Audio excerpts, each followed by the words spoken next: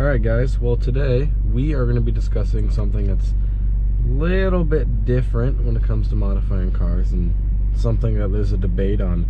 Is it really necessary or not for a street car like this one that's also a daily driver? And that is a rear motor mount, a stiffer rear motor mount than the stock one. That is a very popular part in these 10th generation SIs just because they're pretty inexpensive and it can make a pretty good difference in driving a car. But whether it's a good difference, kind of each his own on that one. So we'll go for a drive and show you guys. I mean, yeah, as you could probably tell, it just has a little bit more noise in here. There's some rattles, but you know, we'll kind of talk about why that could be necessary. So, rear motor mount. What does it do? Well, it's a motor mount. If you know anything about cars, you should know what that is. And that's just something that the rear one especially holds the engine. Well, this is the back of the transmission connected to the engine to the body of the vehicle. So, stock, they have little rubber bushings in them that are very soft, and you know, their main goal from the factory, especially in these cars, is to keep the vehicle nice and comfortable and soft, not have any weird vibrations or noises. Why would you want to change that? Well, it can also come with some downsides. That rubber over time can go bad, you know, and that, who knows if anyone will ever have one of these cars long enough to actually see that happen. The rubber can go bad, and it just doesn't make the vehicle as smooth, because the engine and transmission can kind of move around a little bit more. Whatever the heck that hand motion was, that was exciting, wonderful. Well, it can make everything move around and flex a little bit more. And when you put a stiff mount in it, like I have, I put the Torque Solutions 82, I'm pretty sure, 82A, it's the stiffness level, and it, which is definitely on the more aggressive side of a mount, but for like 90 bucks, it's pretty solid. I like it so far, but when you put a stiffer one in, it'll just kind of, you know, I mean, yeah, it'll stiffen everything up. There'll be more noise and vibration in the cabin because that stock mount isn't there to eat all that vibration up and help it be smooth. But I mean, overall, when you shift, everything's a lot smoother because the engine and trans, it doesn't move around as much when you're doing that, so you don't feel it as bad in the car. And, you know, like, let's say like you're in a lower RPM, you give it a little gas and then let off, and the car kind of bucks a little bit and it shakes, gets rid of that completely. When you let off the gas, I mean, it doesn't move, like, it is just super smooth. The only downside to do, hold on, this semi is making this really difficult. There's also a ton of traffic right now, so really not much activity to do anything fun and actually kind of put the whole thing to its test. Easy to get around this semi. I mean, downshifting is just so much smoother. Like, it is ridiculous. You can just barely feel it. Alright, we're past the semi. That's all that matters. Come on. What are you doing? I want to do race car things.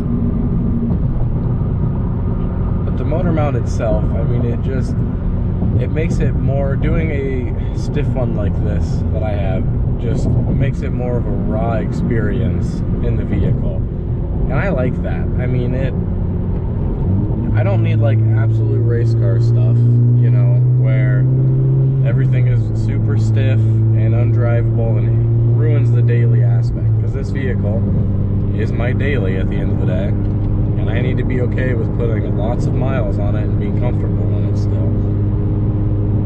And as long as you're okay with just a little bit extra noise and vibration, it's not that bad. The mirror shakes, you know, you can kind of hear some trim panels moving around a little bit. You can feel it in the pedals, but it's mainly when you're just going from a stop to a start and you're getting moving that you can really feel everything. And that's where the big change is, just in the comfortability wise of everything.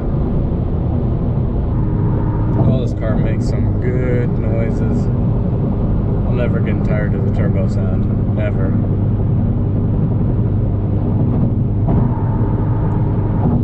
But I mean, if you want to do a mount in the long term, it helps. And if you start pushing power and really beating on the car more, you know, it's easier to have a more aggressive shift, and it makes the driving the car hard part better. That was such a weird sentence, but I think we got there. But it just makes it more enjoyable for a spirited drive. I mean, you know, I'm sitting here on the interstate going 76. I don't feel anything. You would never know that you did that mod just from cruising on the highway like this. It is literally only when you're going from a stop to a start that you actually feel the NVH, noise, vibration, harshness. It's an easy way to go about it. The Torque Solutions one is a very similar size to the stock one. Like a lot of 27.1 has one that's a lot skinnier than the stock one, so it's easier to install. The Torque Solutions one is a little bit thick, and it took me and one of my buddies an embarrassingly long time to put this one in, just because we were just being stupid and didn't think too hard about a couple things. But once the mount's in and you kind of learn the trick to getting it installed, I would say it was worth every penny. Now, yeah, some passengers get in my car and go, "Whoa, why is it shaking like that?" Or, you know, "What's all this extra noise?" Da da da da da. But for me, since I am the one that drives this car and spends the most time in it, I don't mind. I like it. I think it's fun. Definitely a well worth mod in my opinion. It was about $90, so for the money, I don't think you can beat it. It just makes the car a little bit more exciting. Even with the downshifts though, like just that little 6th to 5th or go to 4th, I mean, it just feels way smoother.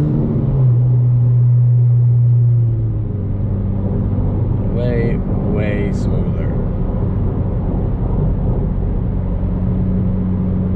I'm gonna do another video soon on my entire shifter setup I have in this car,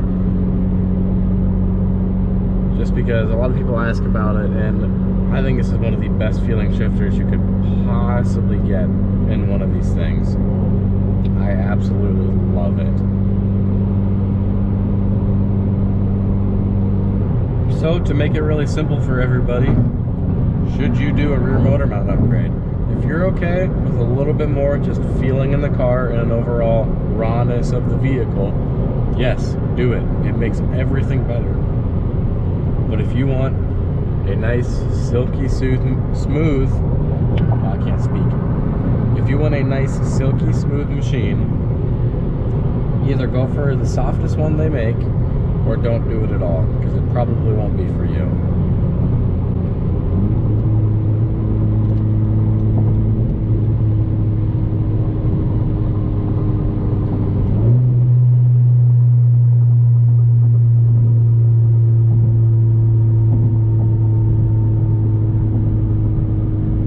Downshifts just feel so much better now.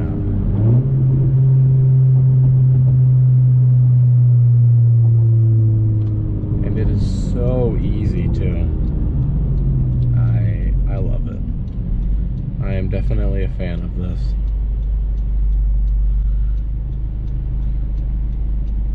And for daily driver use, it's not that bad. Like I said a million times already. Yeah, that it shakes everything, but that's okay. That's just a part of it. Just gotta be okay with it. For a daily driver, I don't mind it. If I can just get out in traffic here. Here we go. Do a little 2nd to 3rd.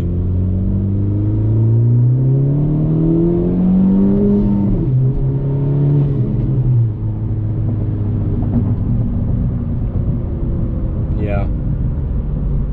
I am a fan. It feels good in this car. Oh, and that was an FRS with a big wang. Ugh. Alright. each his own, I guess.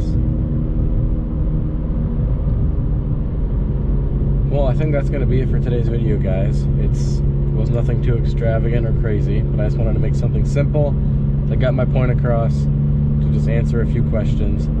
And no, I didn't get any videos of actually installing the mount. It was a long day already, and I just didn't feel like recording anything. But yeah, guys, that's all I got today. Have any more questions, comment them. I'll do my best to answer them. If anyone ever has any video ideas, let me know. And you can subscribe to see more super fun race car Honda stuff in the future. See ya.